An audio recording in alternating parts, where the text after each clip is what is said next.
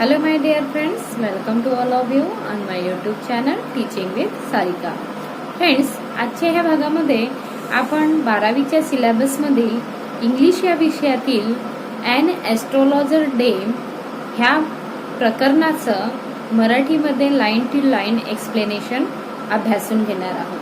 त्यामुळं सायमल्टेनियसली तुम्ही सुद्धा आपली टेक्स्ट बुक ओपन ठेवा अँड लिसन टू मी. चला बघूया आपण एन एस्ट्रोलॉजर डेचं जे रायटर आहेत त्या रायटरचा परिचय. तर एन एस्ट्रोलॉजर डे रायटर आहेत R.K. Narayan.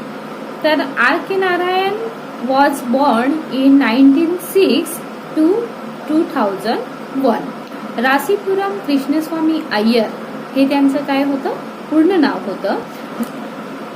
Narayan Swami was one of the best known novelist among the Indian English writer. इंडियामधील जे इंग्लिश रायटर होते इंडियन, तर त्यांच्यामध्ये एक चांगले नॉवेलिस्ट म्हणून ते पॉप्युलर झालेले होते, नावारूपाला आलेले होते. He is the author of 14 novels. आता त्यांनी काय लिहिलेलं आहे ते ह्या ठिकाणी दिलेलं आहे. तर त्यांनी 14 नॉवेल्स लिहिलेलं आहेत. 5 volumes of short stories. Volume म्हणजे काय होत असते, खंड, ग्रंथ ज्याला आपण म्हणतो. तर असे 5 ग्रंथ त्यांनी लिहिलेले आहेत. And number of travelogue. Travelogue म्हणजे काय होत असते, प्रवास वर्णन. And has a collection of non fiction to his credit. आणि खूप सारे नॉन फिक्शन्स त्यांनी लिहिलेलं आहेत. He also wrote his memoir. Memoir म्हणजे स्मरणिका ज्याला आपण म्हणू, तर ते त्यांनी लिहिलेलं आहे. आणि त्या स्मरणिकेचं नाव आहे माय डेज. 1975 मध्ये ते लिहिलं गेलेलं आहे. Narayan created the imaginary town of Malgudi where realistic character in a typically Indian setting lived amid unpredictable event. त्यांनी मालगुडी नावाचं जे इमॅजिनरी टाउन त्यांनी साकार केलेलं होतं. आणि ह्या त्यांच्या मालगुडी गावावर आधारित मालगुडी डी ही मालिका जी होती ती दूरदर्शनवरती प्रक्षेपित करण्यात आलेली होती. तर त्या ठिकाणी त्यांनी भारतीय जीवन पद्धतीचं वर्णन त्या ठिकाणी केलेलं होतं. His stories are grounded in compassionate humanism and celebrated the humour and energy of ordinary life.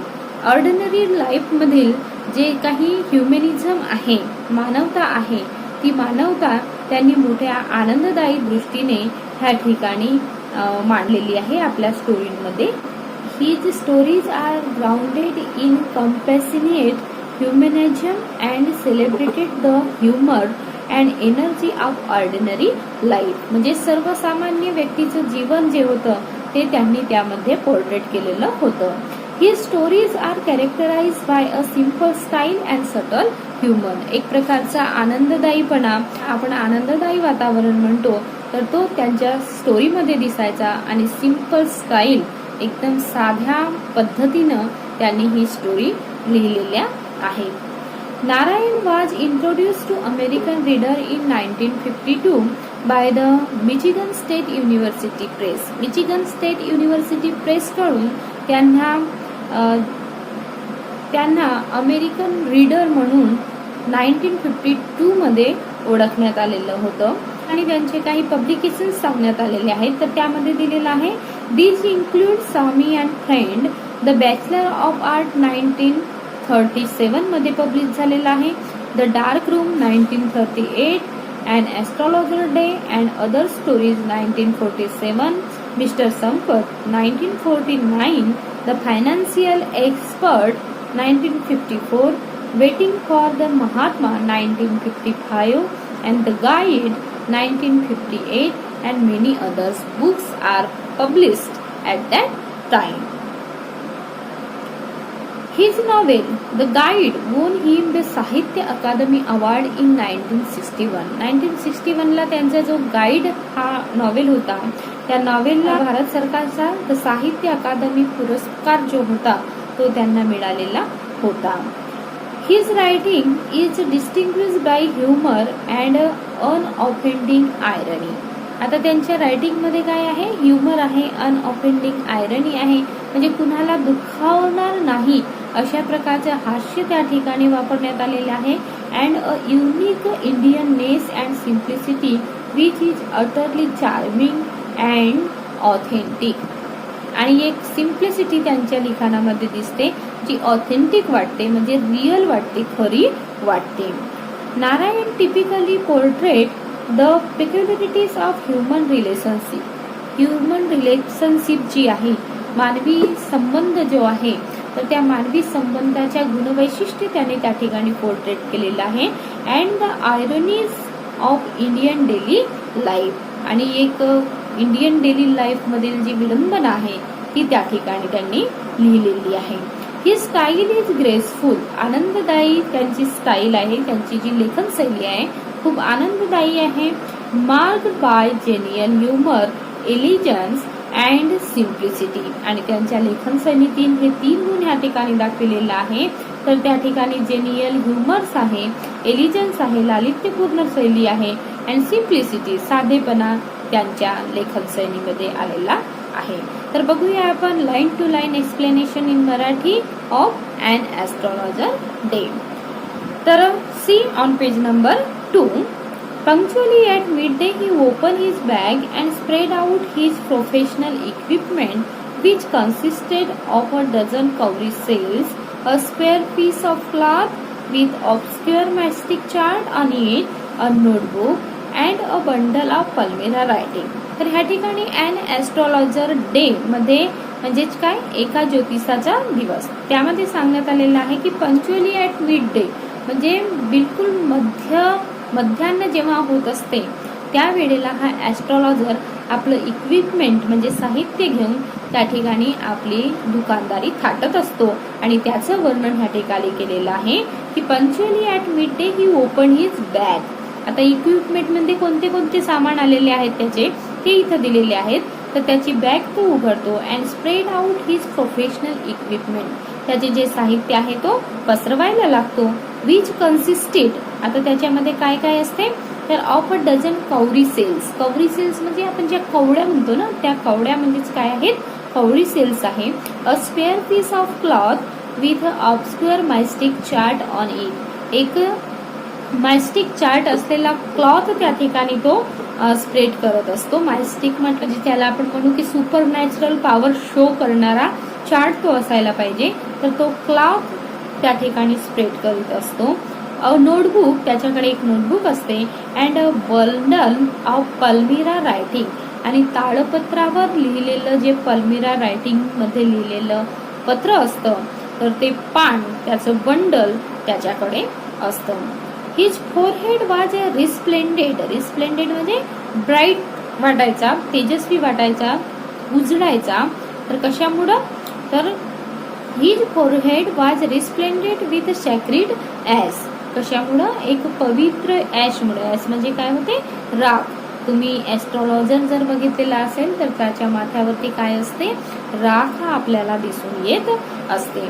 तर ती राख ह्या ॲस्ट्रॉलॉजरने लावलेली होती आणि त्यामुळे त्याचा जो फोरहेड आहे, माथा आहे, तो चकाकत होता. अँड वर्मिलन, त्याने काय लावलेलं होतं, वर्मिलन लावलेला होता, म्हणजे सिंदूरचा किंवा कुंकवाचा टिळा देखील लावलेला होता. And his eyes sparkle with a sharp abnormal green. डोळे जे होते तेही असाधारणरित्या चकाकत होते. This was really an outcome of a continual searching look for customer. ज्यातून काय दिसायचे तर त्याचे डोळे का चमकायचे तर त्याच्यामधून तो आपल्या कस्टमरसाठी वाट पाहत असे आणि म्हणून कस्टमर केव्हा केव्हा येतो ह्या आतुरतेनं त्याचे डोळे त्या कस्टमरचे सर्च करायचे, शोध करायचे. But which he simple client to be a prophetic light and felt comforted. परंतु काय व्हायचं की त्याचा जो क्लायंट आहे येणारा तो त्याचा जो प्रोफेटिक मेकअप होता, प्रोफेशनली एक ॲस्ट्रॉलॉजरला जसं मेकअप पाहिजे तो मेकअप बघून तो काय व्हायचा, सॅटिस्फाईड व्हायचा की नाही हा ॲस्ट्रॉलॉजर आपल्याला आपलं भवितव्य नीट नेटकं सांगणार आहे असं त्याला वाटायचं. But which he simple client to be a prophetic light and felt comforted. The power of his eyes was considerably enhanced by their position. आणि त्यांच्या डोळ्याची जी चमक होती त्याच्यामुळे त्याची जी पोझिशन होती ती पोझिशन एक खरा ॲस्ट्रॉलॉजर लागावा अशी होती आणि ती पोझिशन वाढविण्यामध्ये त्याचे डोळे जे आहेत ते भर टाकीत होते. Place as they were between the painted forehead and the dark whiskers which streamed down his cheeks, even a half-wit's eyes would sparkle in such a setting. half-wit's eyes म्हणजे एखादा अर्धवेडा जर व्यक्ती असेल तर त्याला देखील असा मेकअप केला तर त्याचे देखील डोळे चकाकू शकतील असे ह्या ॲस्ट्रॉलॉजरच्या मेकअपमुळे त्याच्या ज्या विस्कर्स आहेत, ज्या गालावरती पसरलेल्या होत्या अशा मिशा, ज्याला आपण विस्कर्स म्हणजे काय मिशा, आणि त्याचं पेंटेड फोरहेड, त्याच्यामध्ये वर्मिलनचा टिळा, या सगळ्या गोष्टी जे आहेत त्या सगळ्या गोष्टींमुळे त्याची जी एक ॲस्ट्रॉलॉजर म्हणून जी पोझिशन होती ती कशी होती, वाढलेली होती.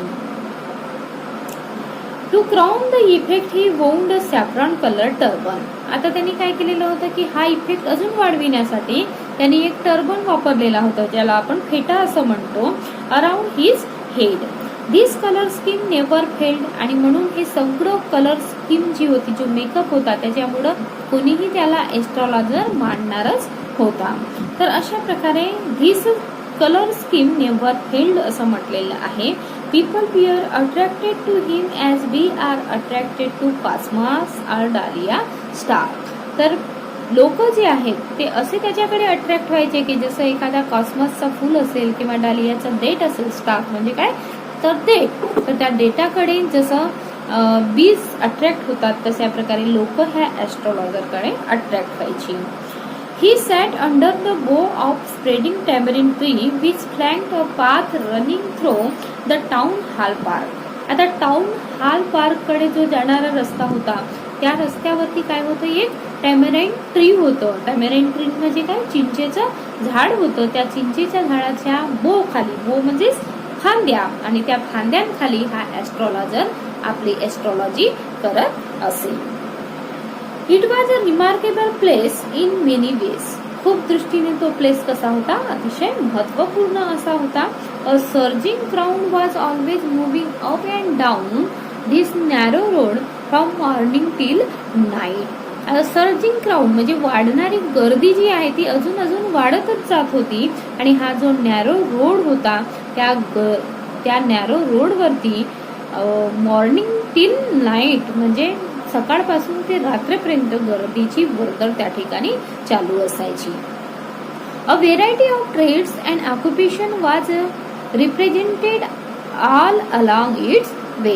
आणि ह्या वेवरती, ह्या मार्गावरती काय आहेत, variety of trades and occupations आहेत, म्हणजे वेगवेगळ्या प्रकारचे व्यापार आणि व्यवसाय त्या ठिकाणी थाटले गेलेले आहेत. आता त्याच्यामध्ये कोणते कोणते व्यवसाय आहेत त्यांची नावं समोर दिलेली आहेत. तर त्यामध्ये दिलेलं आहे medicine sellers, seller of stolen hardware and junk, magicians and above all and auctioneer of cheap cloth. Auctioneer of cheap cloth म्हणजे स्वस्त कपडे विक्री करणारे विक्रेते, म्हणजे लिलाव करणारे, स्वस्त कपड्यांचा लिलाव करणारे, त्याला काय म्हटलेलं आहे, ऑक्सिनर असं म्हटलेलं आहे. Who created enough din all day to attract the whole town. आणि हा सगळा डीन म्हणजेच काय, अ लाऊड व्हॉइस या ठिकाणी निर्माण व्हायचा, कारण हे सगळे विक्रेते आपल्या मालाच्या खप करण्यासाठी जोराजोरात ओरडत असेल. If you watch the scene of market you can observe that there are also a lot of din. Noise असतो त्या ठिकाणी, खूप सारे विक्रेते आपल्या मालाकडे ग्राहकांना वळविण्यासाठी ओरडत असतात. तर तशा प्रकारचं डीन ह्याही ठिकाणी निर्माण होत असे. Next to him in vociferousness came a vendor of fried groundnut. आणि थोड्याच लांब समोरच काय होते, फ्राईड ग्राउंड नट विकणाऱ्याचं दुकान होतं, तिथूनही जोराजोराने आवाज येत असे. Who gave his ware a fancy name each day. जो आपल्या विअरला, विअर म्हणजे जे त्याचं साहित्य होतं, म्हणजेच काय, तो ग्राउंड नट विकणारा होता आणि म्हणून त्या ग्राउंड नटला फॅन्सी नेम डेली देत होता. म्हणजे एक दिवस एक नाव आणि दुसरा दिवस दुसरा नाव. तर कोणती कोणती नावं देत होता तो, तर who gave his ware a fancy name each day calling it Bombay ice cream, एक दिवस काय म्हणायचा, बॉम्बे आईस्क्रीम म्हणायचा. One day and on the next, दुसऱ्या दिवशी काय म्हणायचा, डेली आल्मंड असं म्हणायचा. अँड ऑन द थर्ड, तिसऱ्या दिवशी काय म्हणायचा, राजाज डेलिकसी असं म्हणायचा. And so on and so forth, म्हणजे वेगवेगळी नावं तो ठेवत जायचा. And people flock to him, आणि लोकांची गर्दी त्याच्याकडे जमायची. A considerable portion of this crowd dallied before the astrologer too, आणि ह्याच क्राऊडचा काही भाग ह्या ॲस्ट्रॉलॉजरकडे देखील वळत असे. The astrologer transacted his business by the light, आता त्याने कशा प्रकारे आपल्या बिझनेस थाटलेला होता त्याची सिच्युएशन ह्या ठिकाणी दिलेली आहे. तर काय म्हटलेलं आहे की the astrologer transacted his business by the light of the flare which crackled and smoked up about the groundnut heap nearby. तर हा ॲस्ट्रॉलॉजर आपला बिझनेस कसा चालवायचा, तर मुंगफळी विकणाराचा जो कटकळ आवाज व्हायचा, क्रॅकल्ड अँड स्मोक, धूर निघायचा आणि त्याच्यातून जी लालसर ज्योत निघायची, त्या ज्योतेच्या प्रकाशामध्ये आपला बिझनेस तो चालवित असे. Half the enchantment of the place was due to the fact that it did not have the benefits of municipal lighting. त्या जागेची एक किमया म्हणजेच काय होती की त्या जागेमध्ये म्युनिसिपालिटीची लाइटिंगची व्यवस्था नव्हती, ही एक खास गोष्ट होती. The place was lit up by shop lights, आणि लिट अप म्हणजे काय, उजेडणे, कशाच्या माध्यमातून, दुकानाची जी लाईट्स होती त्यांची स्वतःची जी व्यवस्था होती लाईटची, त्या लाईटच्या उजेडामध्ये ही प्लेस उजडून निघत असे किंवा त्या ठिकाणी प्रकाश भेटत असे. The place was lit up by shop lights, one or two had hissing gas light, कुणाकडे फुसफुस असं आवाज करणारी गॅस लाईट असायची. Some had naked flare stuck on pole, काहीकडे लांबन दिवे असायचे जे पोलला टांगवलेले असायचे.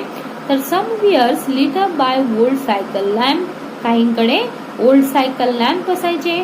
And one or two like the astrologer manage without lights of their own, आणि एक किंवा दोन व्यक्ती किंवा असे एक दोन व्यक्ती जे ॲस्ट्रॉलॉजर सारखे स्वतःची लाईट नसतानाही आपला बिझनेस त्या ठिकाणी चालवायचे. It was a bewildering crisscross of light rays and moving shadows, आणि त्याच्यामुळं एका साईडची लाईट मग दुसऱ्या साईडची लाईट ह्या सिच्युएशनने काय व्हायच्या, लाईटचे क्रिसक्रॉस त्या ठिकाणी व्हायचे, म्हणजे कन्फ्युजिंग लाइटिंग त्या ठिकाणी येत असे असं सांगितलेलं आहे. This suited the astrologer very well, आणि ॲस्ट्रॉलॉजर साठी हे फार सूट करायचे. आता का म्हणून, because the real thing is that astrologer doesn't know about the astrology, फक्त काही परिस्थिती त्याच्या समोर आलेली होती आणि त्या कारणामुळे तो काय बनलेला होता, ॲस्ट्रॉलॉजर बनलेला होता. आणि म्हणून ह्या ठिकाणी असं म्हटलेलं आहे की ही जी कंडिशन होती कन्फ्युजिंग लाइटिंगची, ती ॲस्ट्रॉलॉजरला काय करायची, शूट करायची. For the simple reason that, आता त्याचं रिझन काय सांगितलेलं आहे, तर तेच, he had not in the list intended to be an astrologer when he begin life, and he knew no more of what was going to happen to other than he knew what was going to happen to himself next minute. जसं त्याला ॲस्ट्रॉलॉजीचं माहित नव्हतं, त्याच्यामुळे दुसऱ्याच्या जीवनात काय होणार आहे त्यापेक्षा त्याच्या स्वतःच्या जीवनात नेक्स्ट मिनिटला काय होणार आहे याची देखील साधी कल्पनाही त्याला नसायची, असं ह्या ठिकाणी म्हटलेलं आहे. He was as much a stranger to the stars, आणि त्याला ॲस्ट्रॉलॉजीचं नॉलेज नाही म्हणून स्टार्स विषयीचं, ग्रहांविषयीचं, नक्षत्रांविषयीचं नॉलेज देखील नव्हतं. आणि म्हणून ह्या ठिकाणी म्हटलेलं आहे की he was as much a stranger, stranger म्हणजे अनोळखी, अनभिज्ञ व्यक्ती. तर अनभिज्ञ होता कशाच्या बाबतीमध्ये, to the stars, and were his innocent customer, as were his innocent customer, म्हणजे त्याचे इनोसंट जे कस्टमर होते, ज्यांना स्वतःच्या भविष्याविषयी किंवा स्टार्सच्या स्थितीविषयी माहीत नाही, त्याच पद्धतीचा हा ॲस्ट्रॉलॉजर देखील होता. Yet he said things which pleased and astonished everyone, तरी देखील जो काही सांगायचा तो त्याच्या कस्टमर्सला आश्चर्य करून सोडायचा आणि त्यांना समाधानही द्यायचा, आनंदितही करायचा. प्लीज्ड असं म्हटलेलं आहे, म्हणजे तो आनंदीही करायचा आपल्या क्लायंटला आणि आश्चर्यचकितही करायचा. That was more a matter of study.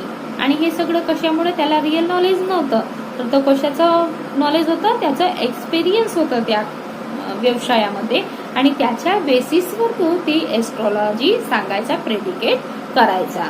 तर that was more matter of study, practice and shrewd guesswork. म्हणजे एक तार्किक बुद्धी त्याच्याकडे होती आणि त्या तर्काच्या आधारावर, गेस वर्कच्या आधारावरती तो आपली एस्ट्रॉलॉजी त्या ठिकाणी करत असे. All the same it was as much as honest man labour as any other. आणि हे सगळं काय होतं, एखादा परिश्रम करणाऱ्या व्यक्तीच्या श्रमाचं फळ असावं तसंच त्याच्यासाठीही होतं. And he deserve the wedges he carried home at the end of the day. आणि दिवसाच्या शेवटीला जे काही वेजेस, सॅलरी, इन्कम त्याची जी आहे त्याला मिळत असे, जो तो घरी नेत असे, त्याच्यासाठी तो डिझर्व करायचा, त्याच्यासाठी तो पात्र असायचा. He had left his village without any previous thought or plan. कोणत्याही प्रकारचं प्रिव्हियस थॉट त्याच्या मनामध्ये नव्हतं की आपल्याला आपलं प्लेस जे आहे, गाव जे आहे, विलेज, ते लिव्ह करावं लागणार आहे, असं त्याला कुठलाही अनुमान नसताना त्याला ते गाव लेफ्ट करावं लागलं होतं, सोडावं लागलं होतं. If he had continued there he would have carried on the work of his forefather. जर तो त्या ठिकाणी राहिला असता तर त्यांना आपलं वडिलोपार्जित जे काम आहे ते त्यांचं वंशपरंपरागत, फोरफादर मीन्स वंशपरंपरागत काम जे आहे तेच त्यांनी केलेलं असतं. नेमली, जसं आपण म्हणू शकतो की काय, tilling the land. Tilling the land म्हणजे जमिनीची मशागत करणं, लिव्हिंग राहणं, marrying and ripening in his cornfield म्हणजेच शेतामध्ये, कॉर्नफील्ड मध्ये, मक्याच्या शेतामध्ये शेती पिकवणं, अँड अँसेस्ट्रल होम आणि आपलं जे वडिलोपार्जित घर आहे त्या घराची देखरेख करणं, हेच काम त्यांनी केलेलं असतं. But that was not to be. परंतु असं काहीही झालेलं नव्हतं. He had to leave home without telling anyone. कुणालाही न सांगता त्यांनी आपलं होम लिव्ह केलेलं होतं. And he could not rest till he left it behind a couple of 100 mile. Couple of 100 mile म्हणजे 100-200 म्हणजे शेकडो किलोमीटर अंतर, माईल अंतर त्या ठिकाणाहून निघून जाईपर्यंत तो परतून मागं त्यानं बघितलेलं नव्हतं. To a villager it is a great deal as if an ocean flowed between. एक विलेजर म्हणून, एक गावचा रहिवासी म्हणून त्याच्यासाठी हे सगळं घटना जी होती ती कशी होती, तर a great deal as if an ocean flowed between म्हणजे त्याच्यात आणि गावामध्ये एखादा मोठा समुद्र यावा अशी ती एक डील त्याच्यासाठी होती. म्हणजे तो आपल्या गावापासून न कळतच दूर गेलेला होता आणि खूप दूर गेलेला होता. He had a working analysis of mankind's trouble. त्याला मानवी जीवनातील जे काही ट्रबल होते, समस्या होते, त्या समस्यांविषयीची चांगलीच जाण होती. जशा समस्या असतात त्याच्यामध्ये नाव दिलेलं आहे marriage, money and the tangles of human ties. Long practice had sharpen his perception. आता खूप दिवसांची प्रॅक्टिस झालेली होती, त्याच्यामुळे त्याच्या ऍक्टिव्हिटीमध्ये, त्याच्या वर्कमध्ये काय आलेलं होतं, परसेप्शन आलेलं होतं. तो परफेक्ट बनलेला होता. Within 5 minute he understood what was wrong. बिलकुल 5 मिनिटाच्या आतच त्याला कळायचं की काय ह्या क्लायंटच्या ठिकाणी चुकलेलं आहे. ही चार्ज 3 पाईज म्हणजे काय, पैसे. क्वेश्चन, एका क्वेश्चनसाठी तो 3 पैसे घेत असे. Never open his mouth till the other had spoken for at least 10 minute. समोरचा व्यक्ती 10 मिनिटं काही बोलेपर्यंत तो आपलं माउथ काय ठेवायचा, शांत ठेवायचा, तो काहीही बोलत नसे. Which provided him enough stuff. आणि जेव्हा समोरचा व्यक्ती 10 मिनिटं बोलायचा त्याच्यातून त्याला स्टफ मिळायचा, मटेरियल मिळायचं, इन्फॉर्मेशन मिळायचं for a dozens answer and advice. कशासाठी की तो डझनभर ॲडवाइस समोरच्या व्यक्तीला देऊ शकेल आणि त्याच्या प्रश्नाचं उत्तरही देऊ शकेल, याच्यासाठी त्याला इन्फॉर्मेशन मिळायची. When he told the persons before him gazing at his palm. आता जेव्हा ॲस्ट्रॉलॉजर असतो तर तो आपल्या पामला गेज करत असतो, ही कल्पना आपल्याला आहे. त्यानुसार तो आपली ॲस्ट्रॉलॉजी करायचा. तो आपल्या क्लायंटच्या तळहातांकडे बघायचा. In many ways you are not getting the fullest result for your effort. आणि त्याला म्हणायचा की तुम्ही खूप प्रयत्न करता परंतु कम्प्लीट रिझल्ट तुम्हाला मिळत नाही. 9 out of 10 we are disposed to agree with him. आणि 10 मधून 9 व्यक्ती त्याच्या ह्या उत्तराला सहमती देखील दर्शवायचे. Or he question, is there any woman in your family, may be one or distant relative who is not well dispose toward you. किंवा तो असा प्रश्न विचारायचा की तुमच्या फॅमिलीमध्ये अशी एखादी वुमन आहे का, तुमच्या डिस्टन्स रिलेटिव्ह मध्ये अशी एखादी स्त्री आहे का जिचा दृष्टिकोन किंवा ती तुमच्याविषयी चांगला विचार करत नाही आहे. अशा प्रकारचा प्रश्नही तो आपल्या क्लायंटला म्हणायचा. और he gave an analysis of character. किंवा तो सांगायचा की most of your troubles are due to your nature. तुमचे खूप सारे जे ट्रबल्स आहेत ते तुमच्या नेचरमुळेही आहे, तुमच्या स्वभावामुळेही आहे. How can you be otherwise with Saturn where he is. तुम्ही आपल्या ग्रह नक्षत्रांकडे कसं दुर्लक्ष करता की तुमच्या मागे शनी, आता सॅटर्न म्हणजे काय, शनी ग्रह, तर तुमच्या मागे शनी असू शकतं, याच्याकडे तुम्ही दुर्लक्ष कसं करू शकता असं तो त्यांना म्हणायचा. You have an impetuous nature. किंवा तो म्हणायचा की you have an impetuous nature. Impetuous nature means उतावळा स्वभाव आहे तुमचा. And rough exterior. आणि तुम्ही बघायला देखील बाहेरून कसे आहात, थोडेसे रफ आहात असे तो त्यांना म्हणायचा. This endeared him to their heart immediately, for even the mildest of us loves to think that he has a forbidding exterior. तर अशा प्रकारचं जर तेव्हा ऍस्ट्रॉलॉजर क्लायंटला म्हणतो त्यावेळेला त्याचं हार्ट तो जिंकून घ्यायचा आणि त्याला देखील त्याच्यावरती विश्वास बसायचा. आणि म्हणून म्हटलेलं आहे की this endeared him to their heart immediately. त्या क्लायंटचं जो हृदय आहे तो जिंकून घ्यायचा. The nut vendor blew out his flare and rose to go home. जो नट वेंडर होता, शेंगदाणे विकणारा, तो आपलं लाईट बंद करायचा आणि आपली घरी जाण्याची तयारी करायचा. This was a signal for the astrologer to bundle up too. आणि हा काय असायचा एस्ट्रॉलॉजर साठी एक सिग्नल असायचा की त्यानेही आपलं सामान बांधायचं, बंडल अप करायचं आणि घरी जायचं. Since the left him in darkness except for a little sat of green light which strayed in from somewhere and touched the ground before him. आता त्या अंधारामध्ये तो फक्त एकटा असायचा आणि त्याच्या सोबतीला एक हिरवा किरणाचा प्रकाश त्या ठिकाणी असायचा असं सांगितलेलं आहे. He picked up his cowrie cells and paraphernalia. Paraphernalia म्हणजे त्याचं इक्विपमेंट, जे साहित्य होतं ते. He picked up his cowrie cells and paraphernalia and was putting them back into his bag. तो आपला सामान घ्यायचा आणि आपल्या बॅग मध्ये टाकायचा. When the green shaft light was blotted out. जेव्हा तो ग्रीन सॅफ्ट लाईट, जो हिरवा प्रकाश होता, तो जेव्हा पूर्णतः बंद व्हायचा तेव्हा तोही घरी जाण्यासाठी निघत असेल. ही लुक्ड अप अँड सा अ मॅन स्टँडिंग बिफोर हिम. परंतु त्या दिवशी जेव्हा तो जायला निघाला त्याच वेळेला समोर त्याला एक व्यक्ती आढळून आला. ही सा a man standing before him.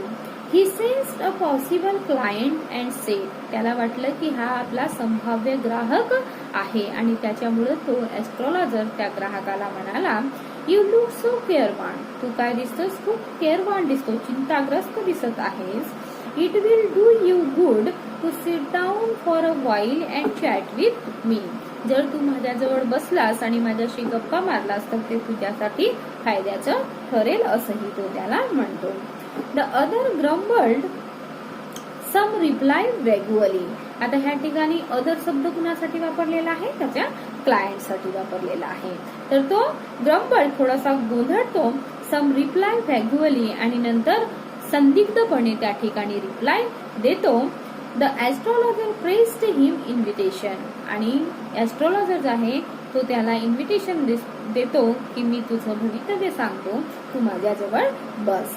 Wear upon the other thrust his palm under his nose, आणि असं म्हटल्याबरोबर जो अदर पर्सन आहे तो त्याच्या नोजच्या खाली सरळ आपला हात देतो. सेइंग, काय म्हणतो तो, you call yourself an astrologer, तू स्वतःला काय समजतोस, एन एस्ट्रोलॉजर समजतोस ना.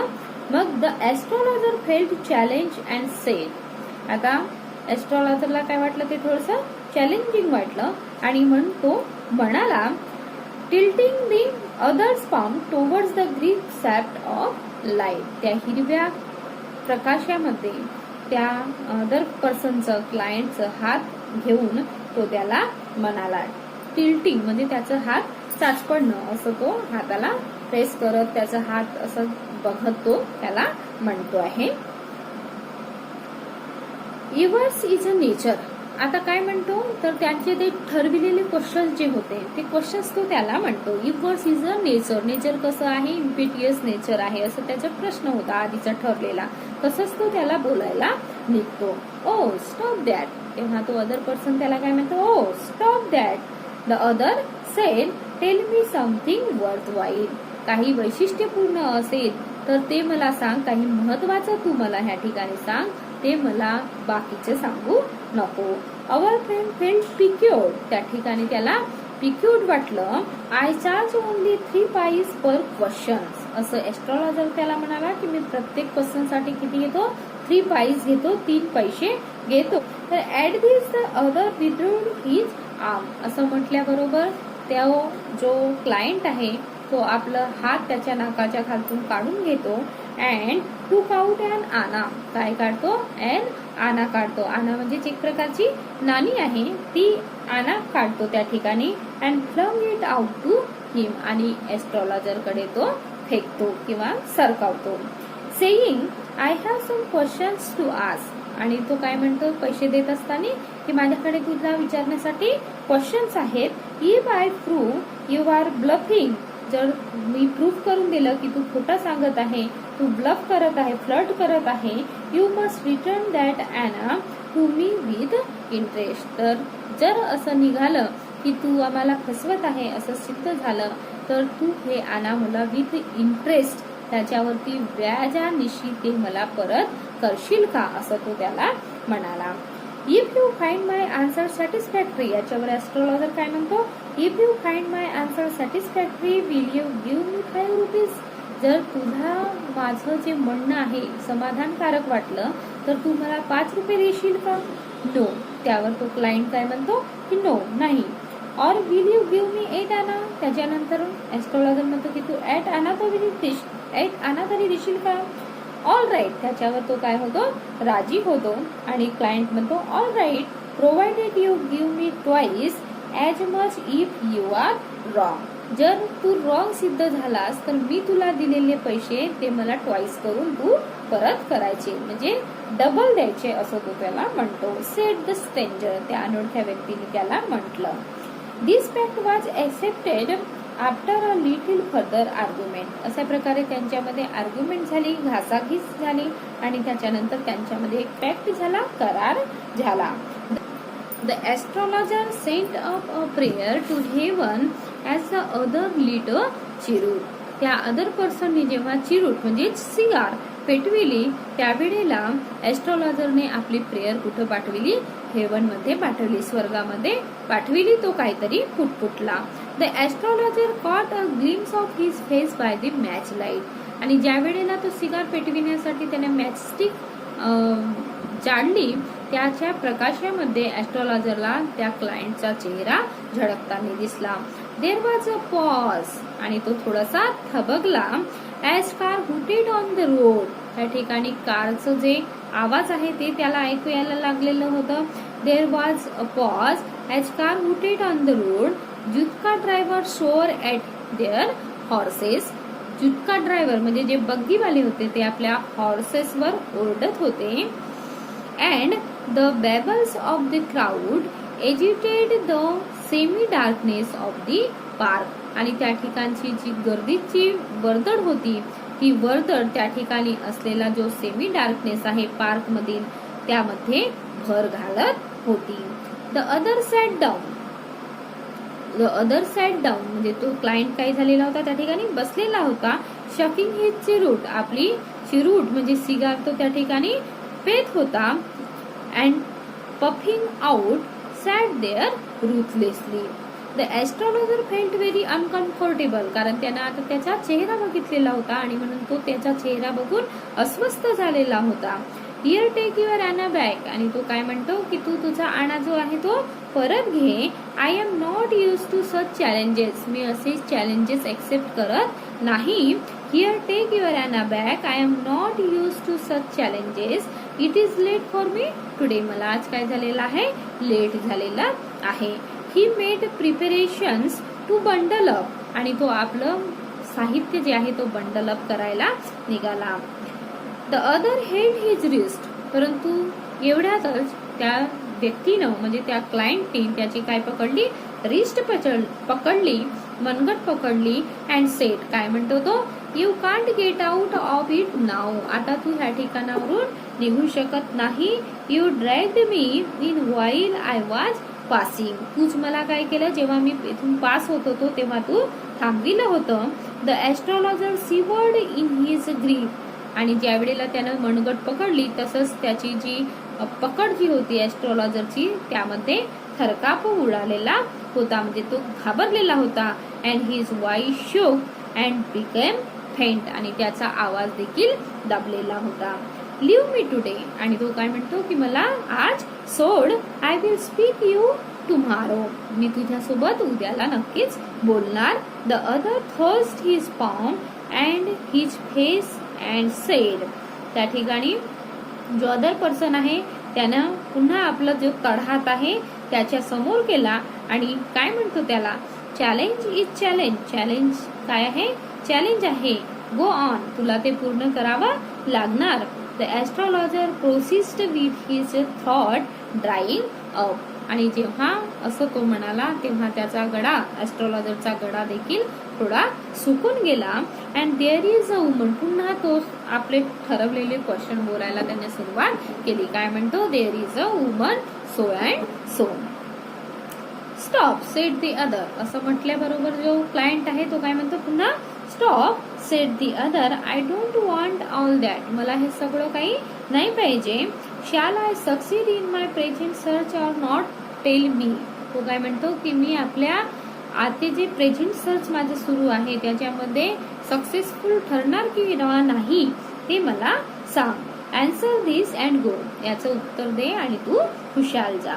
Otherwise I will not let you go till you discourse all your coins आणि जर तू सांगितलं नाही तर तुझे पूर्ण पैसे घेतल्याशिवाय मी तुला इथून जाऊ देणार नाही असं तो म्हणत आहे.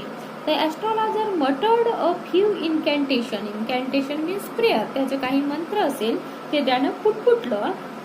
अँड रिप्लाइड आणि उत्तर दिलं. काय उद्गरला तो all right I will speak ठीक आहे मी तुझ्यासोबत बोलणार. But will you give me a rupee if what I say is convincing तर मी जे सांगेन त्याच्याशी जर तू कन्व्हिन्स असतील सहमत असशील तर तू मला एक आणा देशील का असं तो एस्ट्रॉलॉजर पुन्हा त्याला म्हणतो.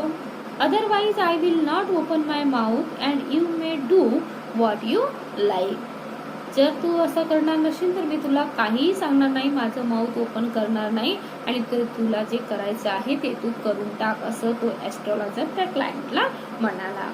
After a good deal of haggling haggling म्हणजे बार्गेनिंग बार्गेनिंग म्हणजे घिसघिस त्यांच्यामध्ये जी आर्ग्युमेंट झालेली होती त्याला म्हटलेलं आहे.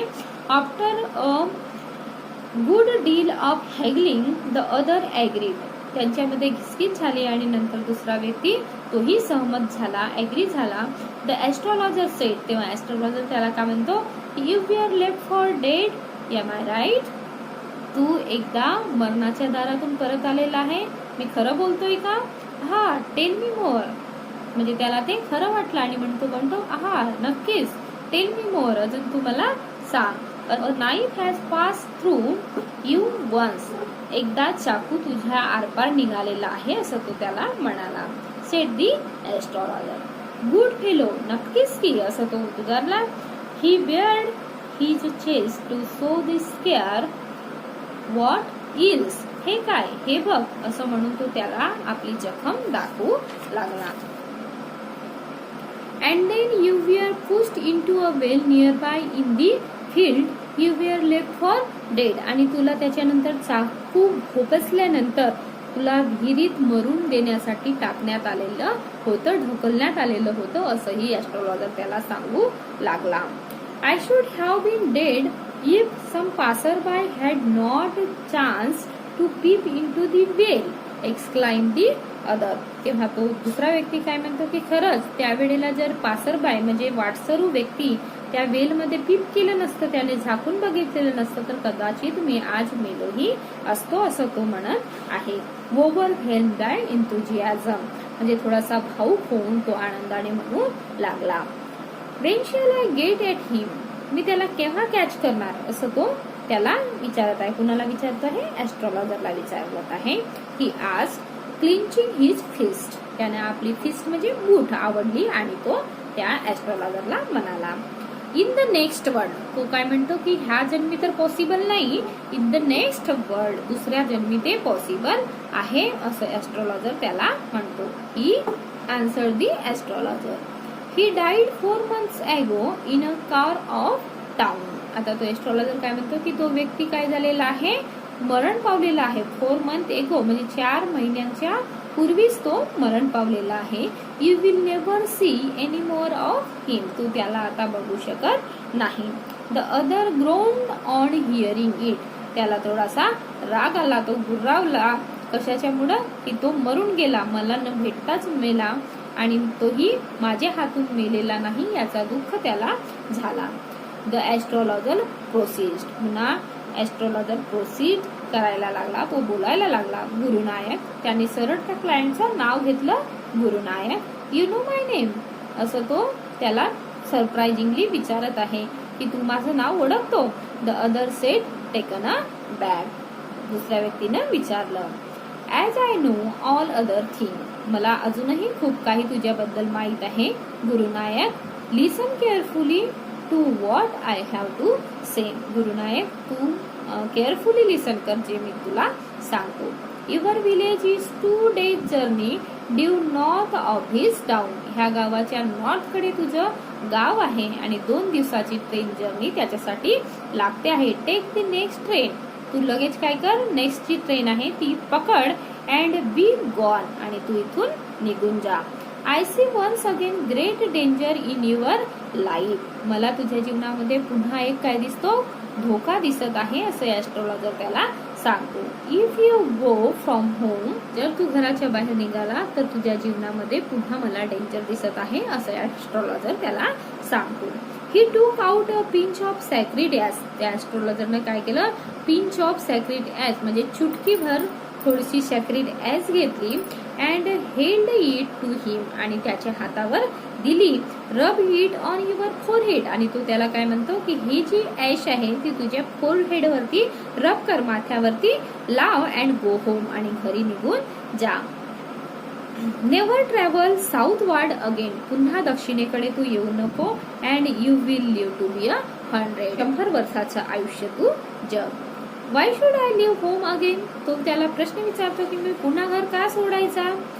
The other said reflectively, I was only going away now and then to look for him and to choke out his life if I met him, तो त्याला म्हणतो की मी का परत जाऊ, मी त्याला भेटेन, त्याला मारेन आणि नंतरच मी घरी निघणार, असं तो त्याला ठणकावून सांगतो.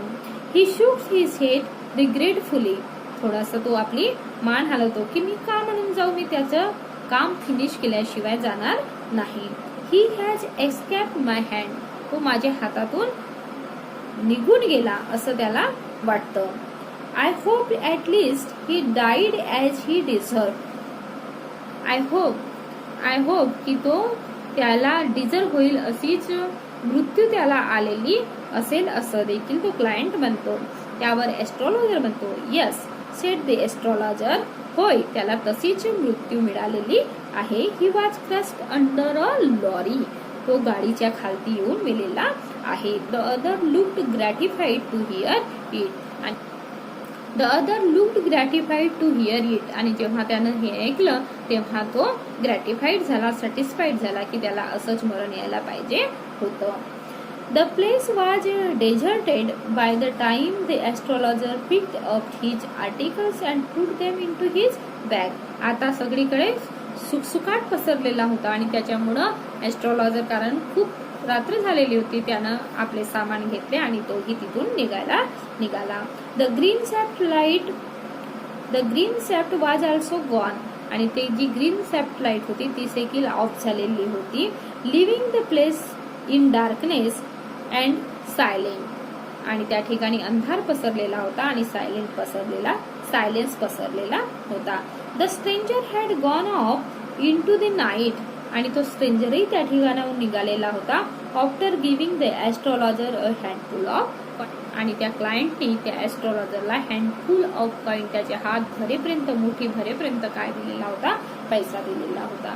It was nearly midnight when the astrologer reached home. त्या वेळेला ऍस्ट्रॉलॉजर घरी परतला होता. त्यावेळेला काय झालेली होती? मध्यरात्र झालेली होती. His wife was waiting for him at the door. त्याची वाईफ जी आहे दरवाजावरती त्याची वाट पाहत होती.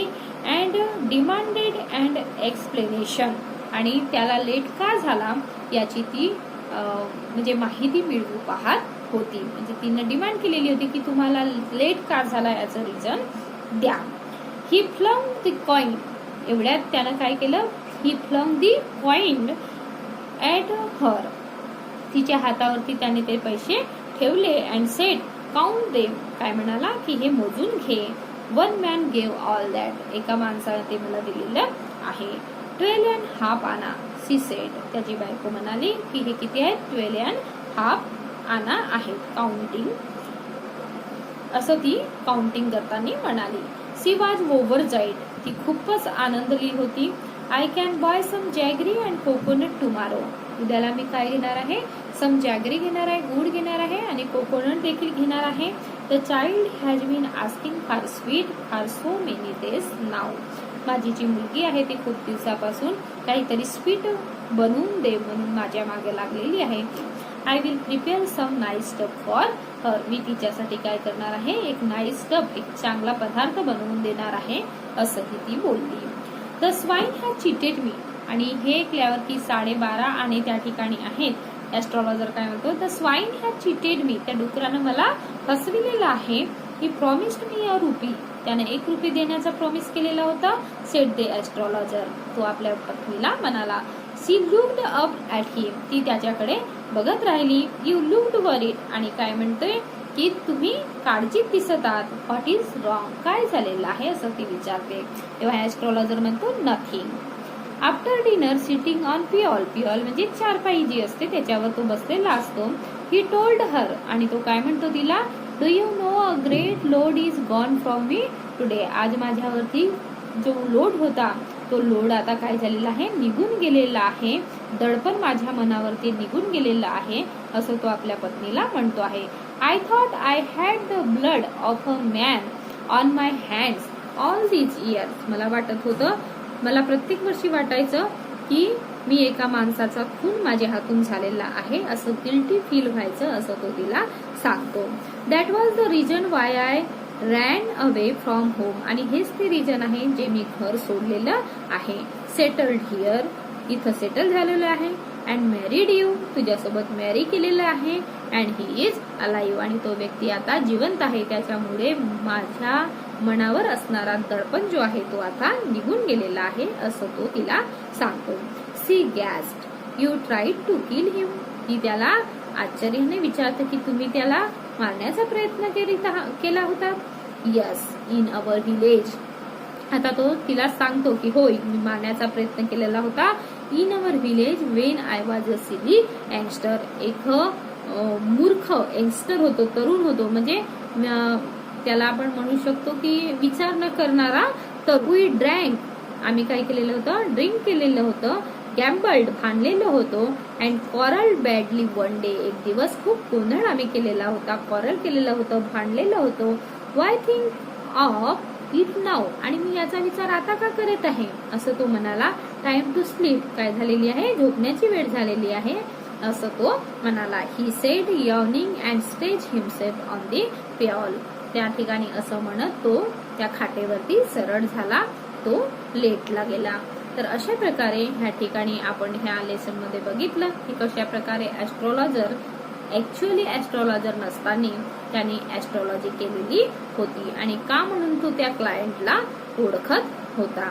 तर अशा प्रकारे एक सुंदर असं लेसन ह्या ठिकाणी story portrayed by the author R.K.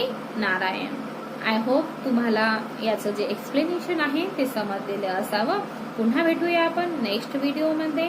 जर तुम्हाला व्हिडिओ आवडला असेल तर माझ्या चॅनलला लाईक, शेअर आणि सबस्क्राईब करायला विसरू नका. Thank you very much.